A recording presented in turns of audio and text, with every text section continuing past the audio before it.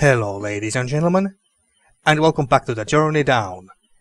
In the last episode we managed to steal the book back from Club Temba and then escape from the Armanda Power Company's goons, and Barlow also turned out to be a rather decent guy, but unfortunately he didn't make it and he was shot. And now we have arrived to the Underland itself, but there's a big door outside here which we still need to open. But so far, no luck in that. And there's also that other puzzle over there where we got stuck, and we don't know how to proceed from there, at least not yet. So it's this door here. And the reason why I came back here, by the way, is because I wanted to check out this clock real fast. But then again, I think that's a watch rather, but clock, watch, whatever. It's 10 a.m. now, according to the clock. Can't remember the last time I was up this early. Ah, all right. So it does say that it's 10 a.m. because I was thinking here that last time I clicked that watch, he didn't say Puana didn't say what time it was, but apparently I was wrong. So anyway, so we got stuck at this puzzle, which is very interesting and tough. One of the toughest puzzles in this entire game so far, including the first chapter as well. So we got stuck here, and I had no idea what to do next. And I asked for your guys' help, and there was this one viewer who did offer his theory and suggestions, which I'm very grateful of. So thank you for that. So what he basically suggested that let's see, is the observatory still pointing at the moon? Yeah, it's still pointing at the moon. So he actually suggested that the moon is actually the root, because this pyramid thingy here is pointing at the root symbol over here, and that's exactly what I thought as well. So let's see. Let's see down here. Is this has this reset it? No, doesn't look like it. So moon is. Alright, so the moon is there. Let's move it all the way back to the root. There. And then he suggested that the star is supposed to be this wave here. Because in the navigation book, if you take a look at it here, in this navigation book there's lots of times here, and then these paths of leaf, tree, wave, and so on and so forth written down here. And since we woke up in at 10 a.m. and here 9 a.m. 10 from 9 a.m. to 1 p.m., which also includes of course 10 a.m. as well, is supposed to be the wave.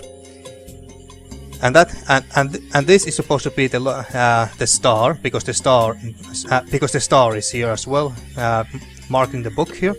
So let's move the star to the wave and see if that's correct. So that was his suggestion, and I think it's very logical so far.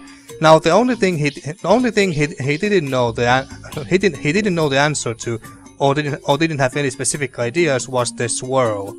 This swirl symbol that way it could be, but there's only 1, 2, 3, 4 other possibilities here. So I guess that we can just try out every single one of them and see if any of them is correct.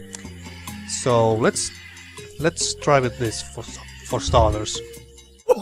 Oh, something happened up there. Okay. So both the moon and the swirl were supposed to be at the root here. All right, but wait, we have to... I think that something happened to this tile here on the door here. We have to do the same thing to all the other tiles here? Well, let's go back to the big door and see if anything has changed. Maybe Lina has managed to open the door or something. Nope, it still looks the same to me. You got anything new for me, darling? How's it going? Still haven't really figured it out. There must be something missing here. Everything should be aligned just right, and it's still not opening. Alright. So she hasn't noticed anything different, so nothing has happened here.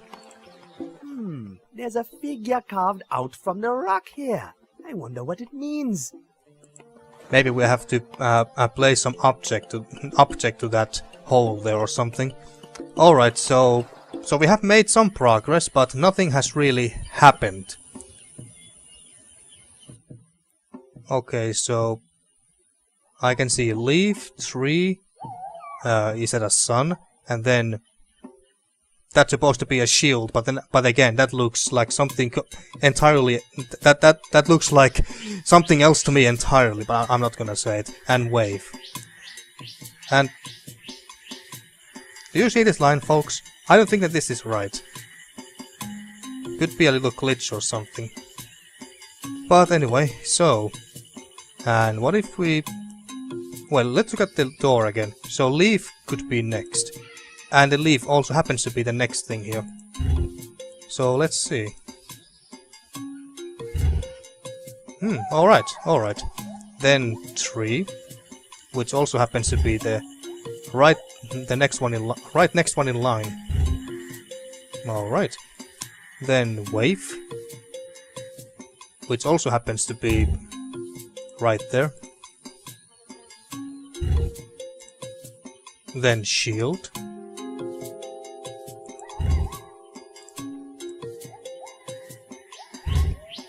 And then sun. Okie dokie.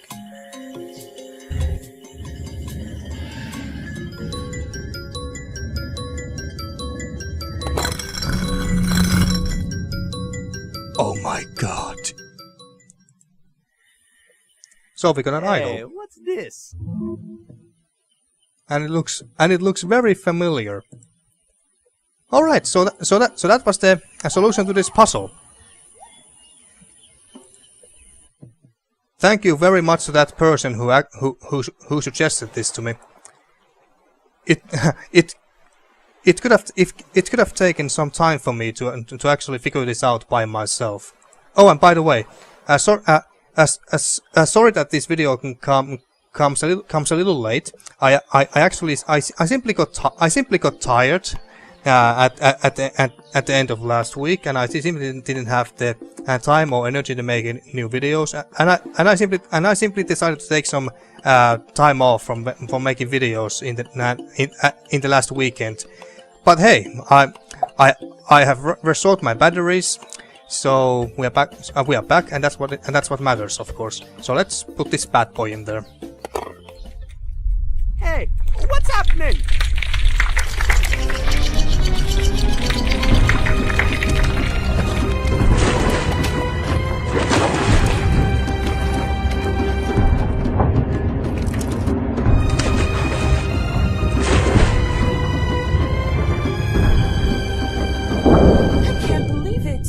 You opened it! Hey, wait a minute! It's closing! Come on, guys! Get on the raft!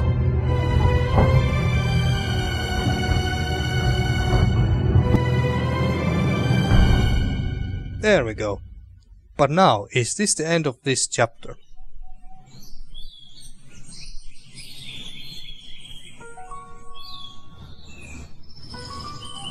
Was right. Hanandodo was right. The Underland is real. Gentlemen, I present to you the Underland.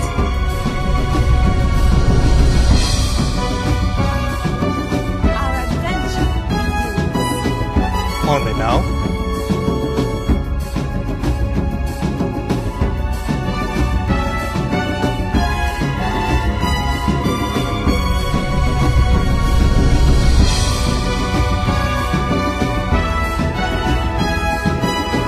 Alright, so this is the end of the second chapter, finally. I was in awesome memory of Simon D'Souza. Wait, has D'Souza passed away or something?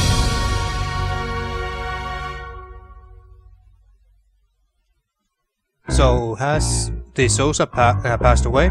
Maybe I should try to find out about that, because if he has really passed away, that truly sucks, because the music has been great in this chapter especially. But yeah, so that was the second chapter about time. So this episode actually turns out to be rather short, even shorter than the last episode of the first chapter. But hey, of course we're not gonna check out the behind the scenes stuff and so on, just like we did last time. But now, what do I think about the second chapter? I think that it was overall better than the first chapter. The puzzles were more interesting and challenging, especially this last one. Although, admittedly, most of the puzzles were still rather simplistic and straightforward and very easy, but still more interesting and more challenging than the first chapter. So there is that. But I just hope that the third chapter's puzzles are going to be even more challenging. I think that my most favorite puzzles in this chapter so far was the ship model puzzle, where we had to use the ship model to fool Morten to look outside. So and then we could stop the lighthouse's light from rotating, and then we could use that light to bring the airplane to the port. That puzzle was one of the few more imaginative puzzles, and not so easy and straightforward. And then, of course, the very last puzzle we just completed was also very tough and very well done. I would like to see more of those in the third and last chapter of this game, which I'm of course going to start very soon. So stay tuned for that. And that was the end of the credits, by the looks of it.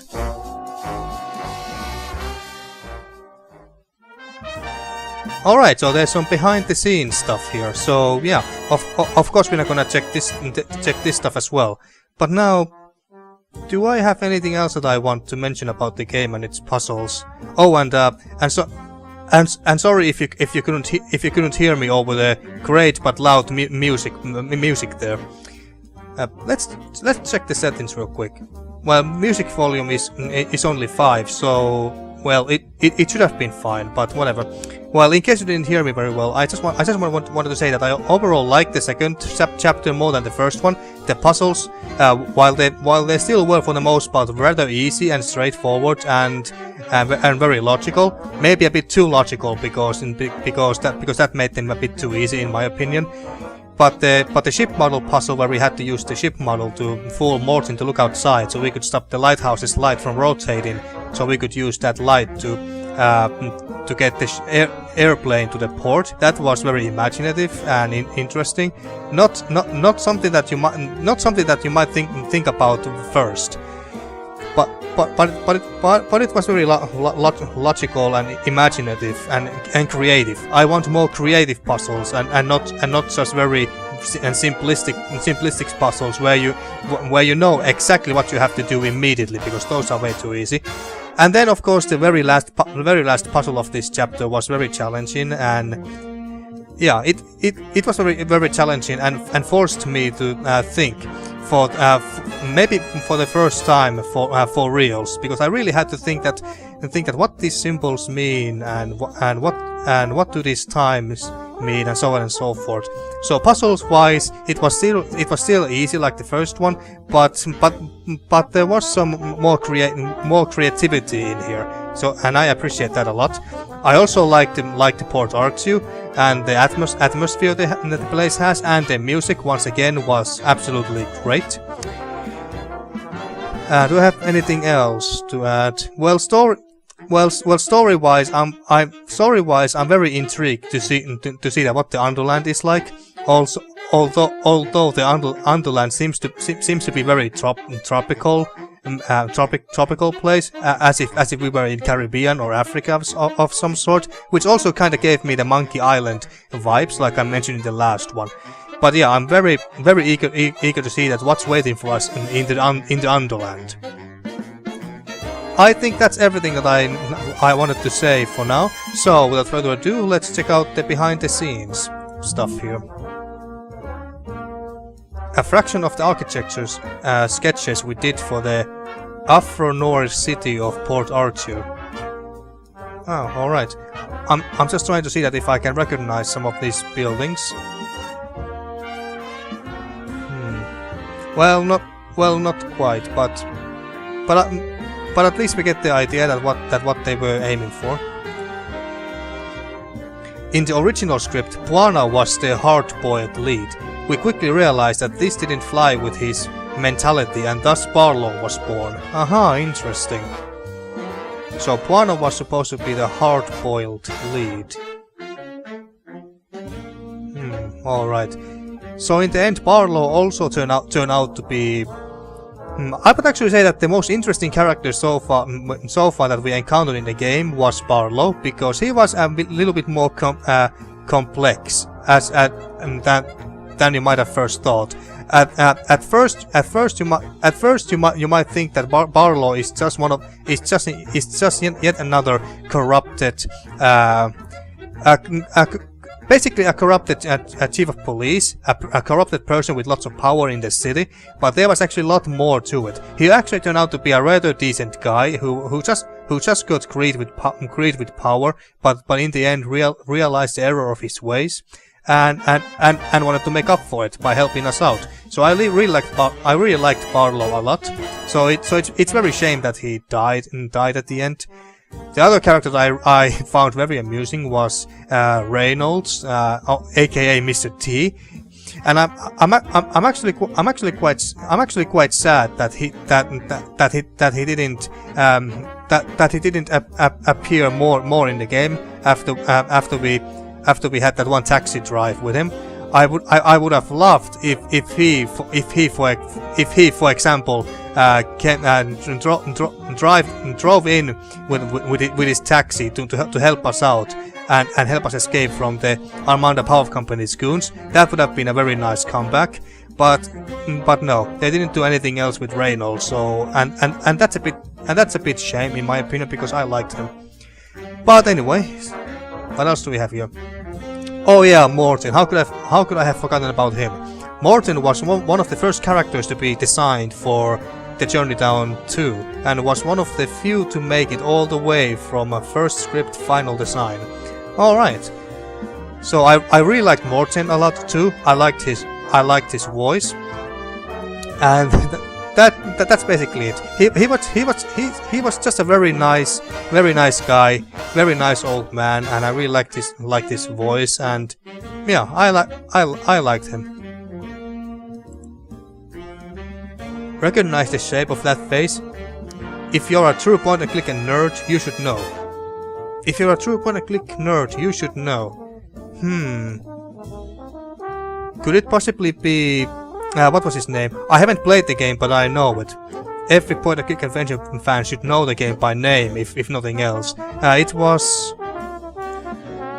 I'm not gonna say the game's name just yet. I just try to remember what was the protagonist's name. Calavero. Oh yeah, Calavero from now I forgot the game's name. Shit. Calavero from what the hell was it? Grim Fandango. Yeah, that's what it was. Calavero from Grim Fandango. Is that supposed to be a reference to Calavero? Possibly, because I can't come up with anyone else with a head shape like that. Well, anyway, so a bunch of bystander sketches. Okay, nothing too interesting. We actually haven't even seen. I don't remember seeing a guy like him standing around anywhere, or if he was, then I just completely forgot about him. I do remember seeing this simple couple here. Not this lady. Maybe she was in there, I don't know. Enolas's House of Butterflies. Enolas's House of Butterflies. A playable area in a very early version of the game. Now that I think about it, I don't think we actually ever visited Enolas's house. So was this supposed to be a playable area, but they then decided to scrap it for whatever reasons? Okay. Interesting. We did see Enola marked, highlighted on in the map in Mayor's office, and I thought that maybe we have to go there at some point. And did we visit the distillery? Oh, I think it was called Distillery. I don't think we did. So there were one, maybe two locations where we that they planned to add to the game, but scrapped them for whatever reasons. That's a shame. In a previous, horrendously stupid layout of Port Artue, there were multiple ways of getting to places in the city. Early test results had us throw it out. So this is basically just. So this screen presents another way you could have traveled from one place to another faster. Assumingly. Well, it looks cool, all right. It looks cool. That's really all I have to say about it. It looks cool. But then again, maybe it's only a good thing that they didn't add more screen locations like this, just to offer you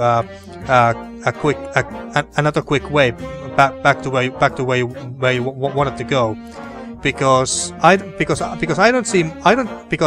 you're not gonna do anything with another screen location, like if there's no NPCs to talk to, no puzzles, no items to grab or anything, then that screen location has no purpose in the game, at least not in my opinion. So I guess that if this screen location had no other purpose but to offer a quick alternative way back to wherever you wanted to go to, I would have scrapped this too. But that's just me. What Club Temba looks like inside, in case anyone's curious. Well, it looks fancy, alright.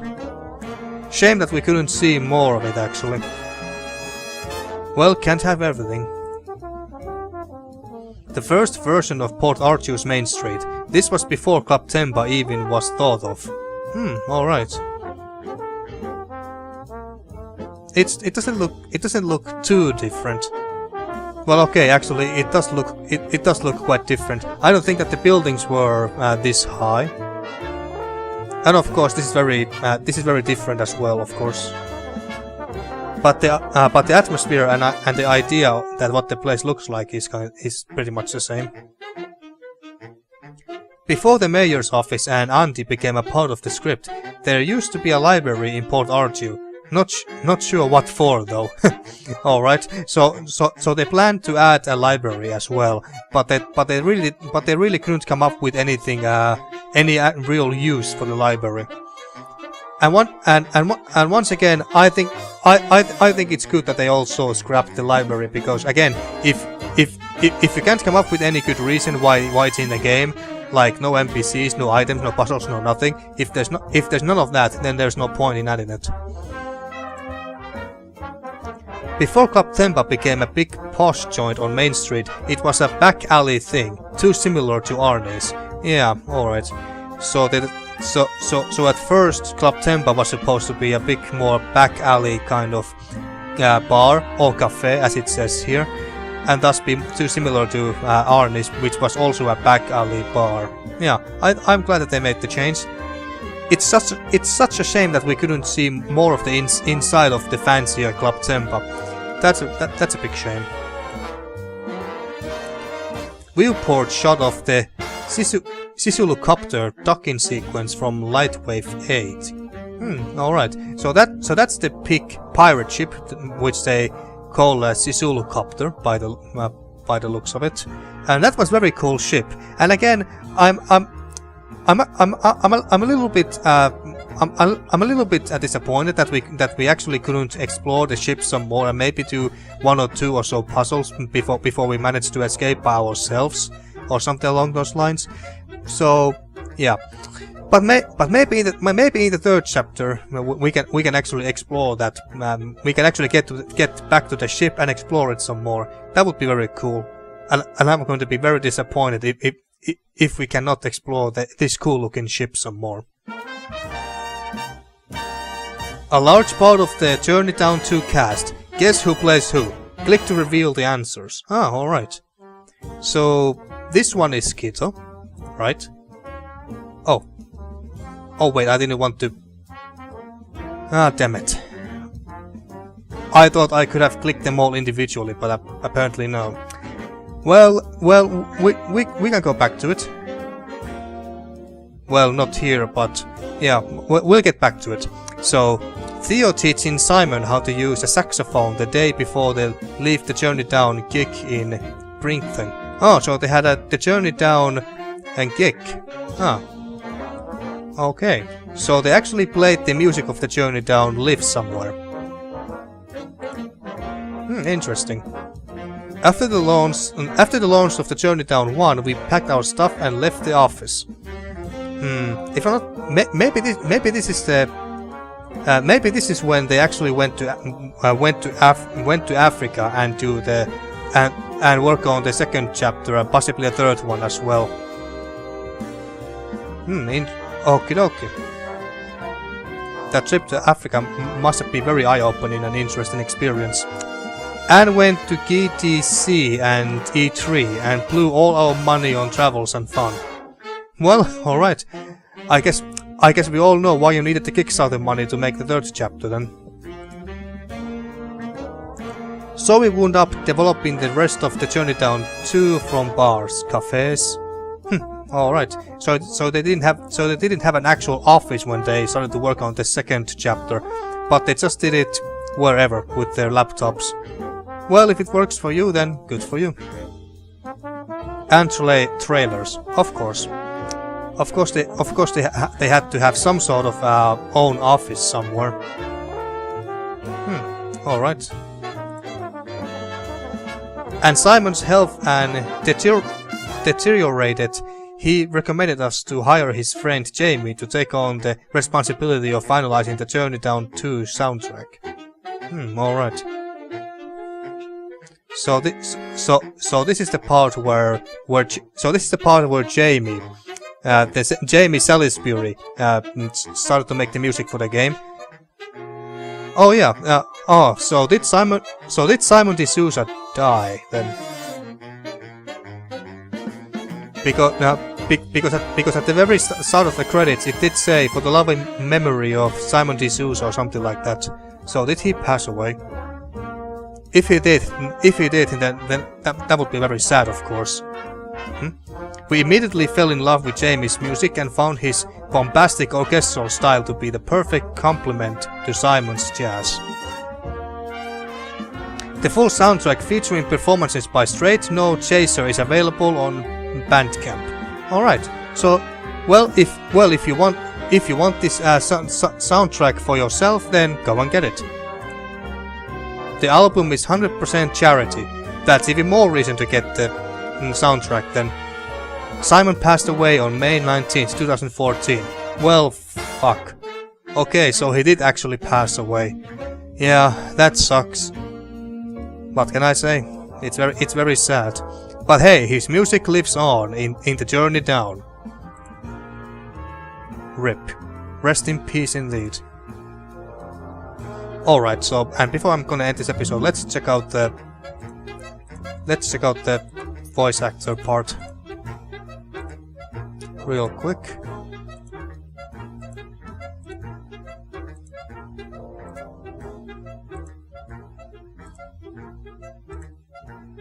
There we go. Alright, so I'm sure that this guy voiced Kito. And hey, isn't this guy Malcolm from the Nostalgia Critic? Yeah, that guy must be Malcolm. That guy must be Malcolm. I forgot his surname, unfortunately, but that's Malcolm from the Nostalgia Critic videos. So anyway, so this guy voice acted Kito, and I assume that she voiced Andy. or maybe she. It could be either of these, any of these two. Oh, maybe she did. I don't know. I don't know anymore. So, and Puana, we saw both the voice actors of Kito and Puana.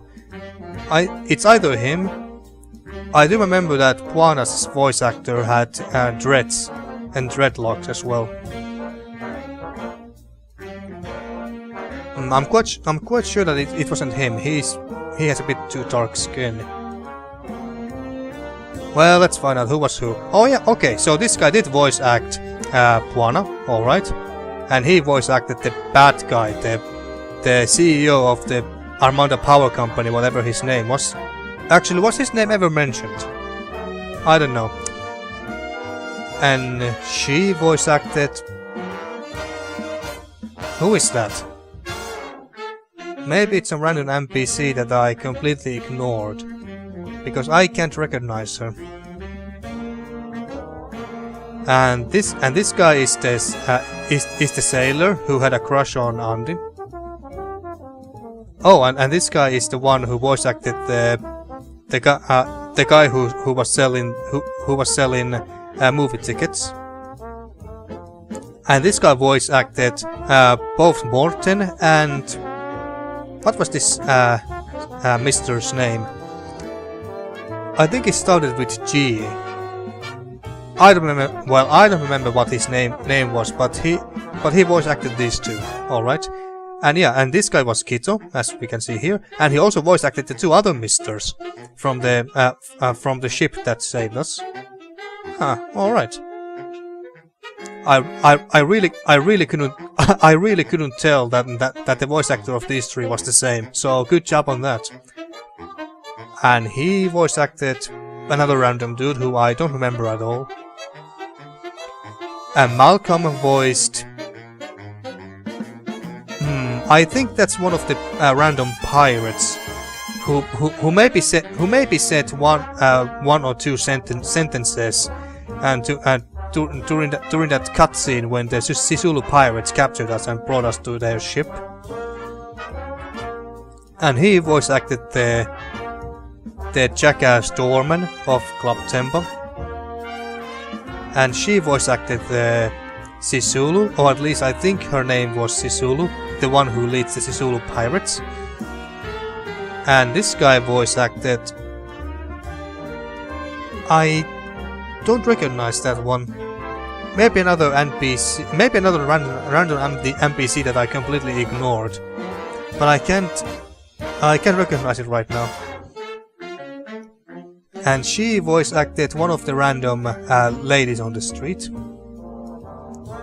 And she voice acted the what was the former chief of police guy's name? Leroy McGibbo. Well, anyway, so she voice acted the Leroy McGibbo's wife, whom we called to, but I never actually saw in person.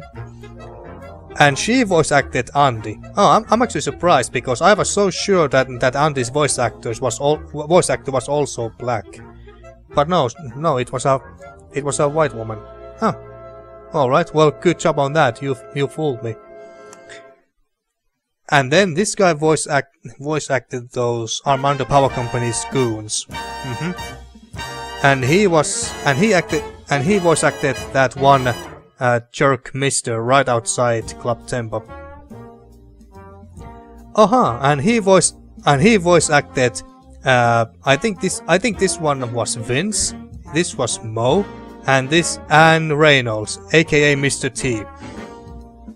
Very, very nice voice acting there, because I was also so sure that the one who voice acted Mr. T was also black or African American or something along those lines. And he did very nice job with voice acting all these three different characters. So yeah, great voice acting. What can I say? Awesome voice acting. And that's pretty much everything by the looks of it, so I think I'm just going to end this episode here. And in the next episode we are gonna start the journey down, chapter 3. The very last chapter. I think I think I'll start that either tomorrow or this Wednesday, but this week anyway. So stay tuned for that. But now, thank you for watching once again, and see you next time for more The Journey Down.